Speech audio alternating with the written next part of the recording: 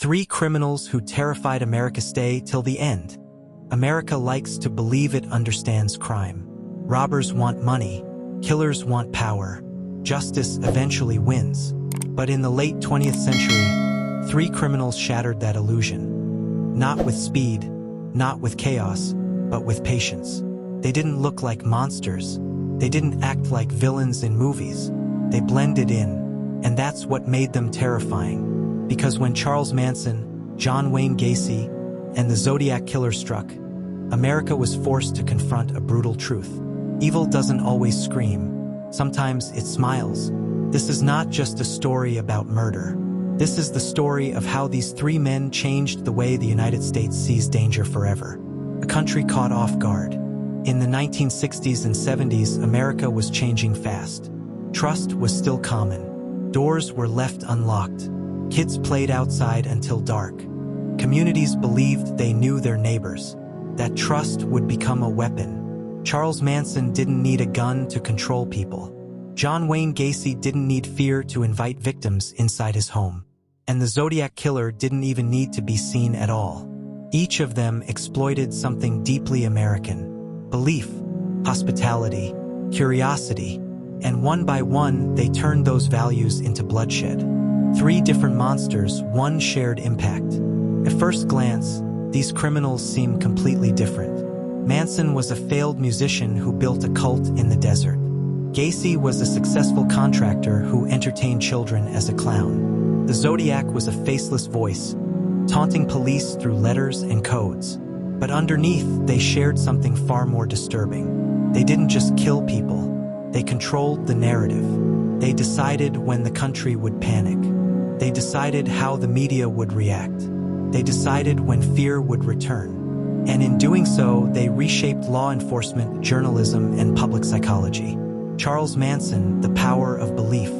Before Manson, Americans feared lone killers. After Manson, they feared groups. Manson proved something terrifying. You don't need to pull the trigger if you can convince someone else to do it for you. His followers weren't forced. They were persuaded, conditioned, broken down, and rebuilt.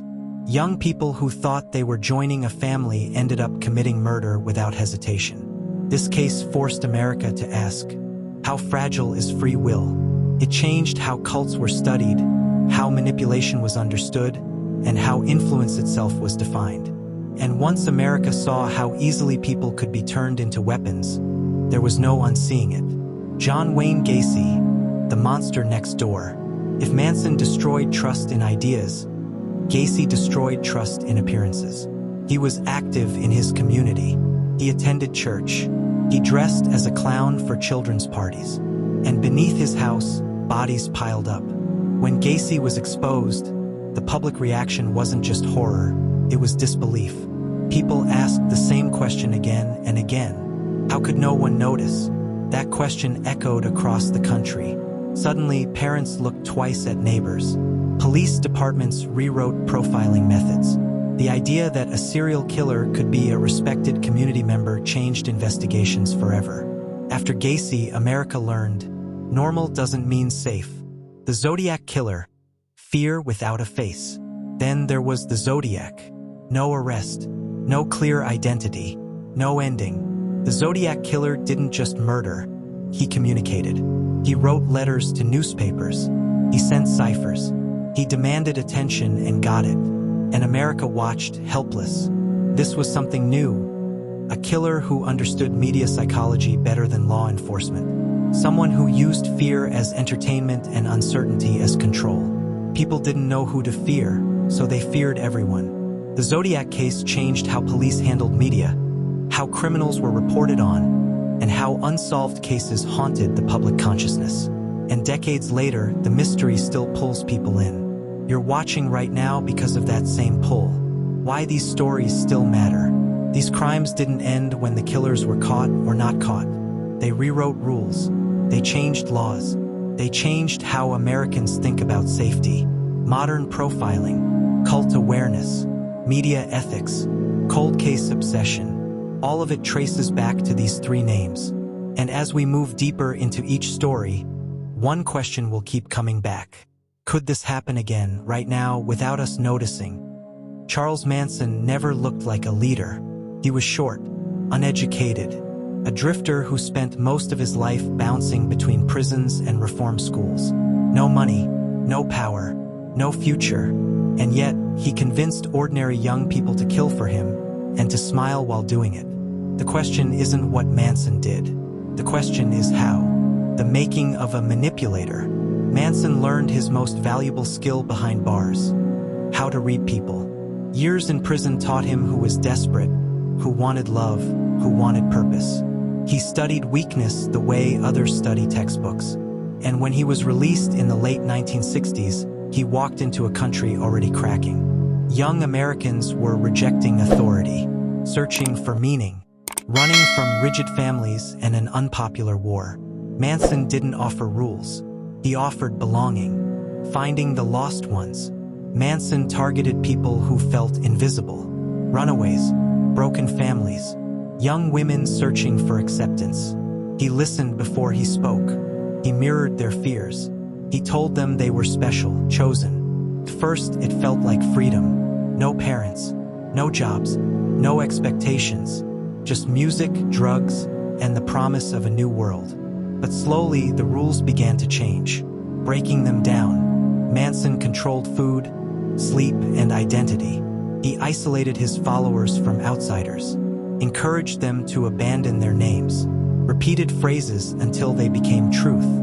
He used LSD not just for pleasure, but to dissolve resistance. Reality blurred, and Manson filled the space. He told them he was everything: father, savior, prophet. He spoke of an impending race war called Helter Skelter, claiming only his followers would survive. Fear became glue, when words were no longer enough. At first, violence was theoretical. Then Manson decided belief needed proof. He didn't want to be a killer. He wanted to be a god who could command killing. So he sent others. Young women, barely out of their teens, carried knives into homes they had never seen. They killed strangers without knowing their names. They wrote messages in blood, not because they were forced, because they believed. That distinction horrified the nation. The night that changed everything.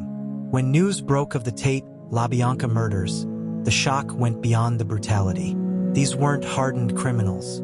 They were girls who sang together, laughed together, trusted together.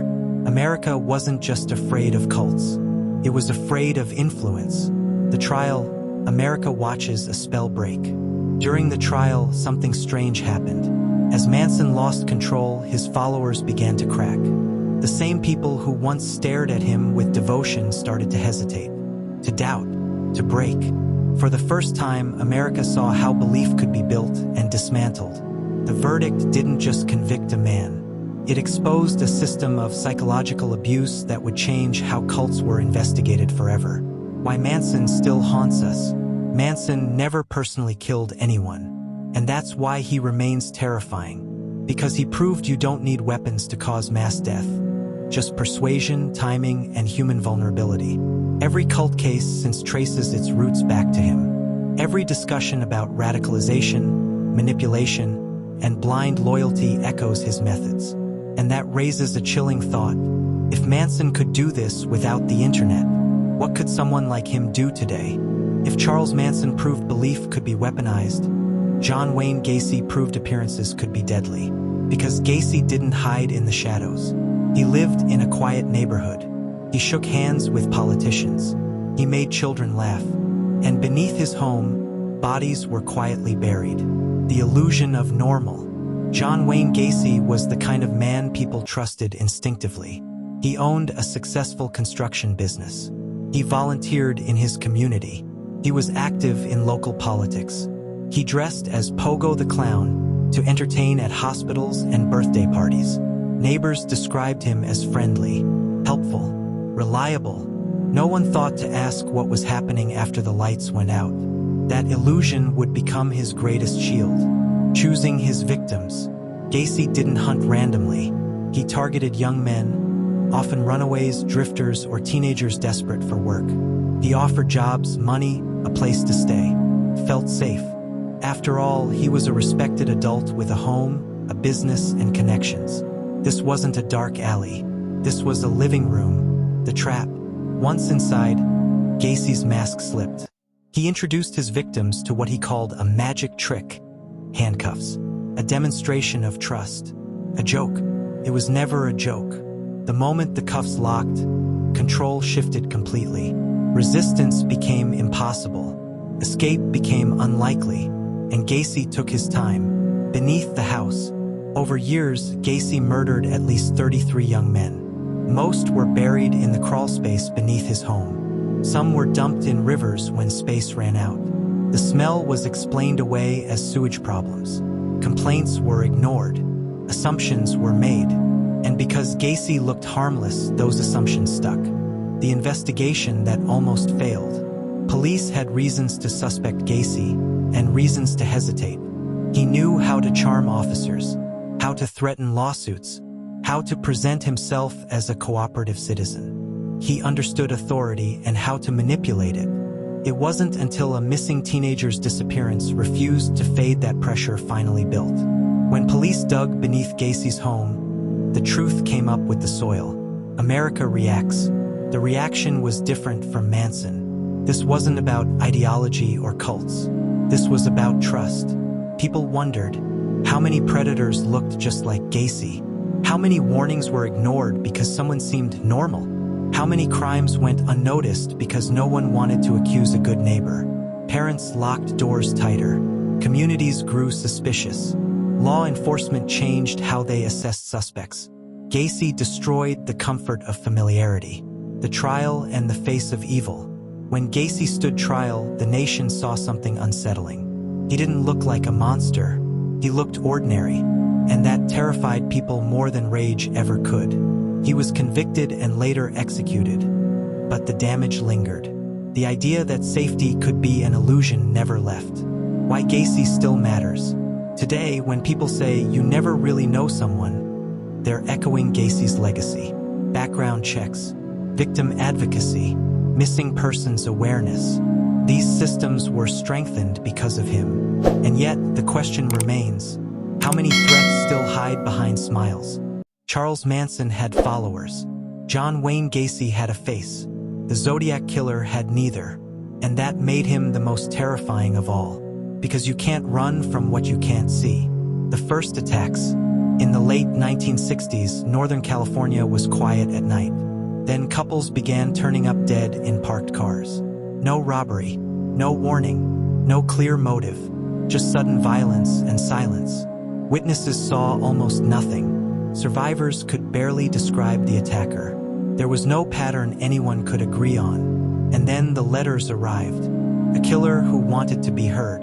The Zodiac didn't hide from attention. He demanded it. Letters were mailed to newspapers, filled with taunts, threats, and cryptic symbols. He claimed responsibility for murders police hadn't even connected yet. He dared authorities to stop him, and the media complied. Front pages published his words. News anchors read his messages aloud. Entire cities followed each new cipher like a national riddle. Fear became entertainment, the power of mystery. Unlike Manson or Gacy, the Zodiac never needed control over people. He controlled uncertainty. No one knew his name, his face, his job, or if he lived next door. Parents warned children not to walk alone. Couples stopped parking at night. A single hooded sketch became a symbol of invisible danger. America learned something new. Not knowing is sometimes worse than knowing. The investigation that never ended. Police chased leads across jurisdictions. Every letter brought hope and disappointment. Every cipher cracked raised more questions. Suspects came and went. None stayed. The case fractured law enforcement cooperation and exposed the limits of forensic science at the time. DNA technology came decades too late, and the Zodiac faded into legend. Why the Zodiac still haunts America. Most killers are eventually caught. The Zodiac wasn't. That open ending keeps the story alive. It fuels documentaries, forums, books, and theories. It invites the audience to participate. You're not just watching, you're guessing. And that engagement is why this case refuses to die. The legacy of fear. The Zodiac changed how police dealt with media, how criminals were reported, how much attention killers should be given. He forced society to confront the idea that some stories never get closure, and that uncertainty still unsettles us. 3 criminals. 1 nation changed. Manson showed how belief could kill. Gacy showed how normal could be lethal. The Zodiac showed how mystery could terrorize millions. Together, they reshaped America's understanding of danger. And they left behind a chilling realization. The most dangerous threats aren't always the loudest. They're the ones hiding in plain sight, or nowhere at all. By now, you've met the names that shook the United States: Charles Manson, Wayne Gacy, and the Zodiac Killer. 3 men, 3 approaches to terror. Yet together, they left an imprint that still echoes across American society today. This chapter isn't about gore or sensationalism. It's about impact, about how a few people, through manipulation, deceit, and sheer audacity, forced an entire nation to rethink safety, trust, and morality. The lessons they left behind. Charles Manson taught America the danger of blind loyalty. He proved that people could be manipulated to commit acts of unimaginable cruelty, not because they wanted to, but because they were convinced they had no choice. Psychologists, law enforcement, and the public began examining cult dynamics and human susceptibility in ways that still inform modern investigations. Wayne Gacy taught the world that evil can hide behind a mask of normalcy. Gacy's ability to murder dozens of young men while maintaining a reputable public life shattered the comfort of trust. Communities now learned that appearances can deceive, that predators may lurk behind smiling faces, and that vigilance is not paranoia, it's survival. The Zodiac Killer reminded the nation that fear can exist without closure. By never being caught, by taunting authorities and the public through cryptic letters, the Zodiac forced America to live with uncertainty. He showed that control doesn't always require presence. Sometimes, the unknown itself becomes a weapon, a national transformation. These 3 criminals didn't just commit murders, they transformed how society approached crime. Law enforcement, investigative techniques evolved. Profiling, evidence collection, and cold case procedures became more sophisticated. Police began paying closer attention to psychological patterns and behavioral warning signs. Media and public awareness. Journalists realized the power and danger of covering killers. Society learned that attention could fuel criminal egos, but awareness could also save lives. Culture and safety. Neighborhoods became more vigilant, parents more cautious, and communities more protective. "It couldn't happen here" was no longer an excuse. In short, they reshaped American culture. Why we still watch these stories. True crime is popular for a reason. We watch because it makes us feel alive, teaches caution, it satisfies curiosity. But the stories of Manson, Gacy, and the Zodiac endure because they expose something darker: the fragility of our safety, morality, and trust. Viewers like you keep returning to these stories not for shock alone, but for understanding. You're not just observing events, you're learning how belief, appearances, and uncertainty can be weaponized. And that's why channels that tell these stories right can build loyal subscribers and long-term watch hours. The modern warning: even though decades have passed, the lessons remain urgent. Cults still exist, now online. Predators still exploit trust, sometimes invisibly. Threats can hide in plain sight or in cryptic anonymity like the Zodiac. America hasn't grown immune. If anything, new technology makes these dangers more subtle but potentially more widespread. That's why watching these cases isn't just entertainment, it's vigilance. Understanding how evil operates allows us to see warning signs before it escalates. The takeaway: Manson, Gacy, and the Zodiac Killer may be part of history, but their stories are far from over. They forced America to rethink what it knows about danger, manipulation, and human psychology. They left a permanent mark on law enforcement, media, and culture, and they leave a warning for all of us. Sometimes the most dangerous people aren't obvious. Sometimes the most terrifying threat is the one that feels safe, familiar, or unseen. Final hook for viewers: if you were shocked by these stories, it's only the beginning. True crime is more than murders. It's about uncovering patterns, learning lessons, and understanding the human psyche. If you want to explore more cases that shook the nation and changed how we live, subscribe now, because the next story could be even more shocking.